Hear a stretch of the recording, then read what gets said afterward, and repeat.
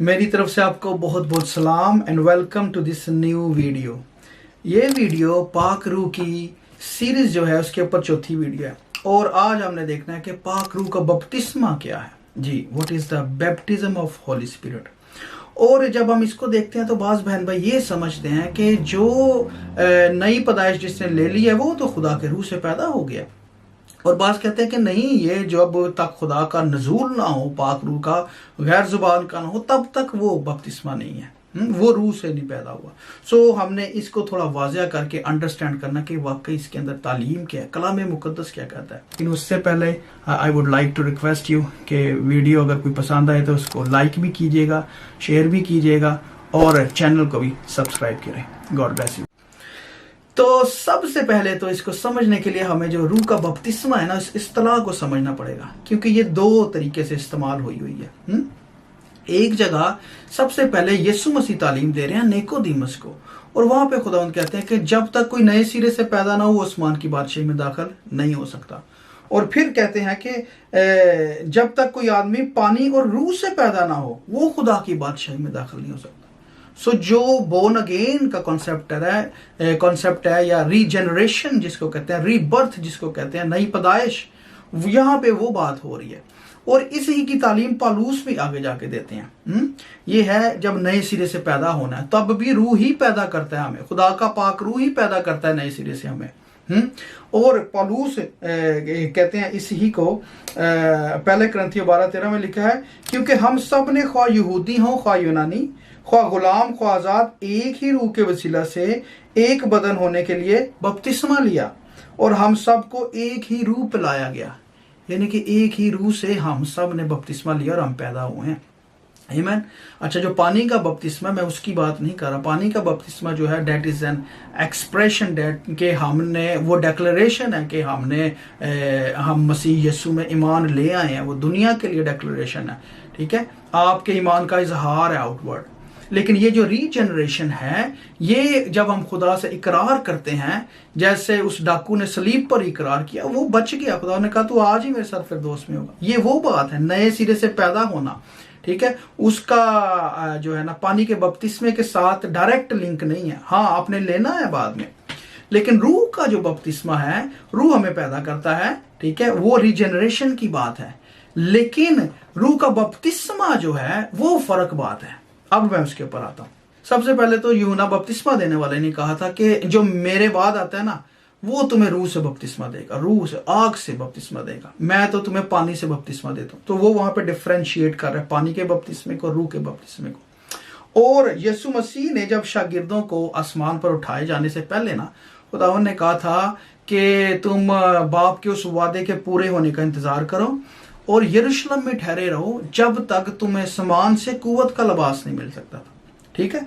और ये अमाल में खुदावंद इस चीज को वाजिया करते हैं और वहां पे कहते हैं कि और उनसे मिलकर उनको हुक्म दिया है कि यरूशलेम से बाहर ना जाओ, बल्कि बाप के उस वादा के पूरे होने के मुंतज़िर रहो जिसका जिक्र तुम मुझसे सुन चुके हो, क्योंकि यूहन्ना ने तो पानी से बपतिस्मा दिया, मगर तुम थोड़े दिनों के बाद रूह कुद्दस से बपतिस्मा पाओगे। और फिर आगे लिखा है, लेकिन जब रूह कुद्दस तुम पर नाजिल होगा तो तुम कुव्वत पाओगे और यरूशलेम और तमाम यहूदिया और सामरिया बल्कि जमीन की इंतहा तक मेरे गवाह ठहरो। सो यहाँ पे खुदावंद यीशु मसीह वाजिया कर रहे हैं कि जब तक कुव्वत का लिबास नहीं मिलना, तुमने यरूशलेम में रहना है, उसके बगैर मनादी शुरू नहीं करनी है। और जब वो मिल जाए तो फिर सामरिया में, यहूदिया में, दुनिया की इंतहा तक जाओ। सो ये एक वाजिया फर्क है। खुदावंद बता रहे हैं कि तुम मेरे साथ रहे हो और तुम्हें कलाम मिला है, बट तुमने जब बाहर जाना है गैर कौमों में मुनादी के लिए, तो कुव्वत के लिबास के बगैर नहीं, और उसके लिए इंतजार करो। और वो नाज़िल हुआ था अमाल 2 बाब में, ईद पेंतीकोस्त पर, और आग सी, शोला सी फटती जुबानें उनको मिली, जो गैर जुबान का है, फरिश्तों की जुबान। अच्छा, और इसको जब हम देखते हैं ना सारी बात को, तो फिर हमें समझ आती है कि जो रूह का बपतिस्मा है, दैट्स अ डिफरेंट थिंग।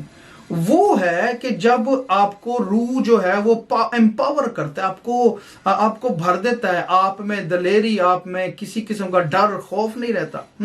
आप को रूह जो है वो उभारता है उस काम के लिए, क्या अब तू तैयार है, अब तू जा।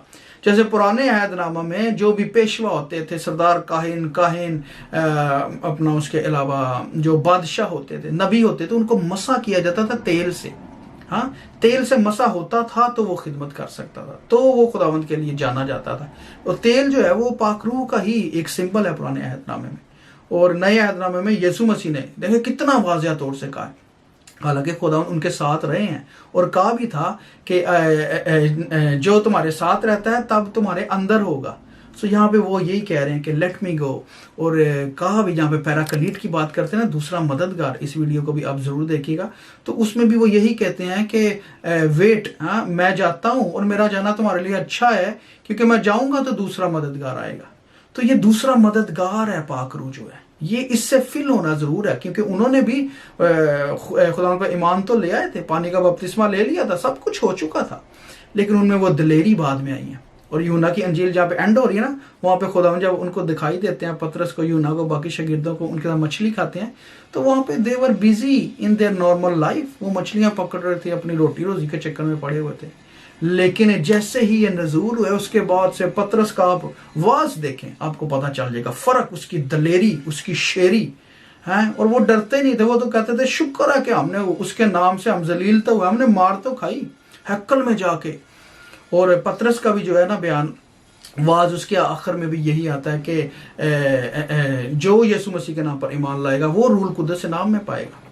ठीक है, so this goes side by side. अच्छा, अब ये देखें कि ये बात है कि पाक रूह का बपतिस्मा, अगला सवाल कब होता है, क्योंकि ये बहुत ज्यादा जरूरी है। पाक रूह का बपतिस्मा कलाम में फर्क तरीके से हमें इसके हवाले मिलते हैं। So it can be immediate, ये फौरन भी हो जाता है, ये हफ्ते बाद हो सकता है, महीने बाद हो सकता है, साल बाद हो सकता है, 5 साल बाद हो सकता है। It can be done any time, इसका कोई फिक्स टाइम नहीं है। लेकिन मुंतजिर रहना चाहिए, दुआ करनी चाहिए, ये ज़रूरी बात है। और एक हवाला मैं आपके साथ शेयर करता हूँ। फिलिप्पस में जो है ना, सामरिया में फिलिप्पस जो था उसने मुनादी की, और वहाँ पे ईमान लाने के कुछ अर्सा के बाद उनको जो है ना वो बपतिस्मा मिला पाक रूह का, नज़ूल जो हुआ। बल्कि उन्होंने यूहन्ना का बपतिस्मा लिया था। पौलुस वहाँ पे जाते हैं तो वो उनको यीशु मसीह के नाम पे बपतिस्मा देते हैं, फिर जो है ना उनके ऊपर वो नाज़िल होता है।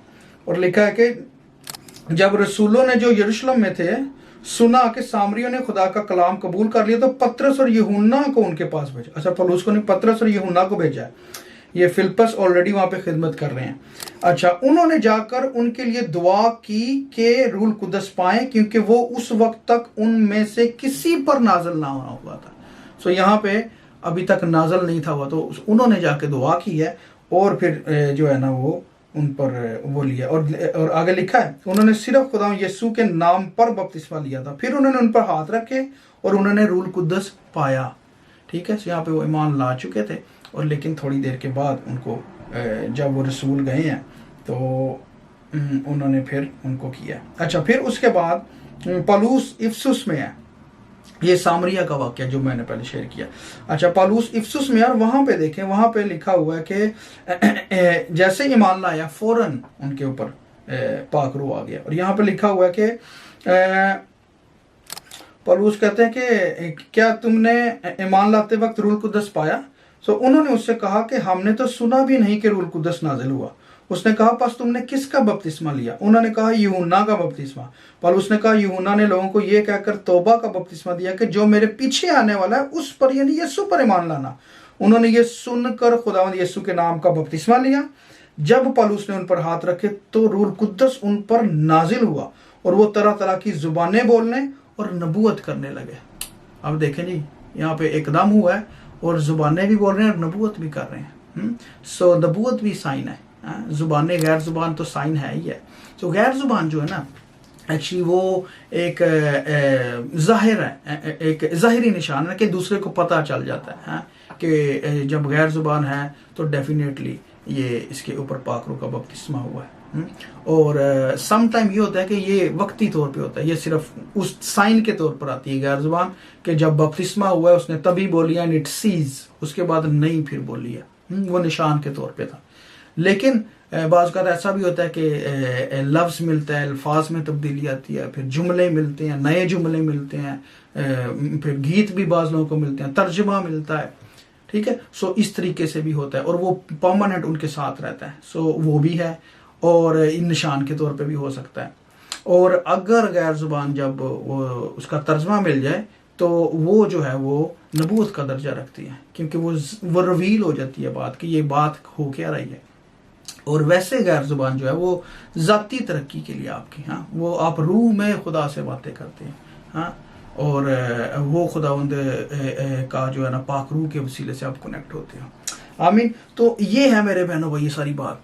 और पुराने अहदनामे में ना मूसा ने भी बपतिस्मा नहीं, मूसा ने की रूह में से खुदावंद ने 70 बुजुर्गों पर डाली थी। और वो मूसा की रूह नहीं थी, लिखा है जो रूह मूसा के अंदर थी उसमें से लेकर 70 बुजुर्गों पर डाली।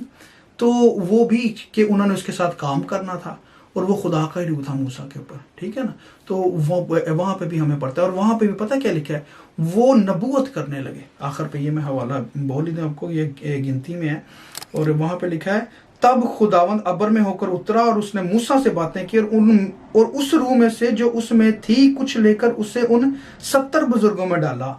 चनाचा जब रूह उनमें आई तो वो नबूवत करने लगे, लेकिन बाद में फिर कभी ना की, ठीक है। सो नबूवत वहां पे निशान के तौर पे है कि उनके ऊपर पाक रूह आया है।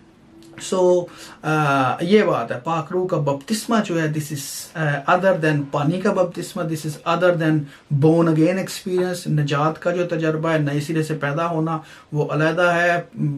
पानी का बपतिस्मा अलहदा है, पाक रूह का बपतिस्मा अलहदा। इस चीज़ को याद रखें। और पाक रूह का बपतिस्मा सादा अल्फाज में यह है कि जब आप खुदावंद के रूह की कुदरत से भर जाते हैं, वो आपको एम्पावर कर देता है। You are filled with the Holy spirit. और जब हम पैदा होते हैं तो हम रूह से सिर्फ पैदा होते हैं, it's like a we are a small baby, ठीक है। लेकिन जब रूह कुदस नाजल होता है तो वो हमें बरकत देता है, हमें कुव्वत देता है, हमें फ़र्क नेमतें देता है, हमें काम करने की तौफीक बख्शता है। आमीन। सो रूह की नेमतें फिर उसके अंदर आ जाती सारी की सारी। I hope you have learn something good today. God bless.